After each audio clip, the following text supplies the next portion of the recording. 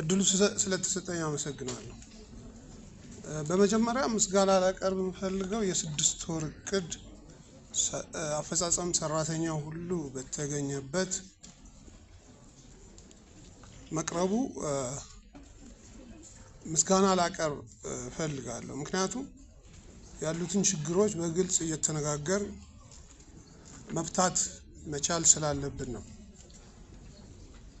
ትምህርትና ስልጠና ትልቅ ሀገራዊ ስራ እስከሆነ ድረስ ማለት በአጠቃላይ ሴክተሮችን ሁሉ የሚመራ እስከሆነ ድረስ ይህን ሴክተር ብቃት ባላቸው ሰዎች መስተናገድ እንዳለበት መታመን አለበት። ነገር ግን ያው አቶ ይዘዲን መጀመሪያ ስትገልጽልን የነበረው የእውቅና አሰጣጥ በሪፎርሙ መሰረት ቴክኖሎጂን ተጠቅመን እንሰራለን የሚለው ጥሩ ነው። ነገር ግን እየተሰራበት አይደለም።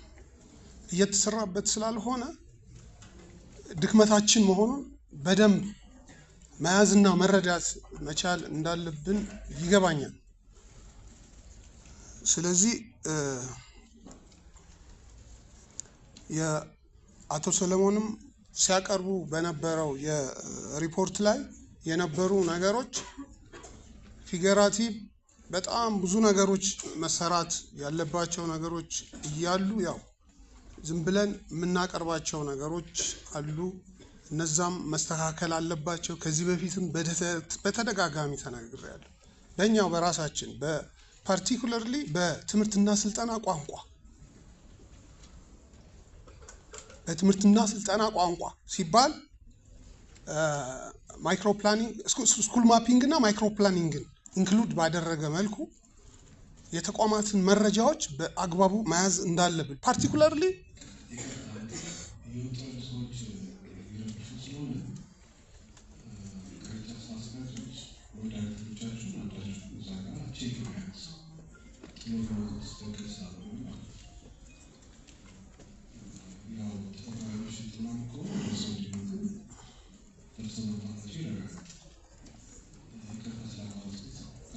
እሺ አመሰግናለሁ።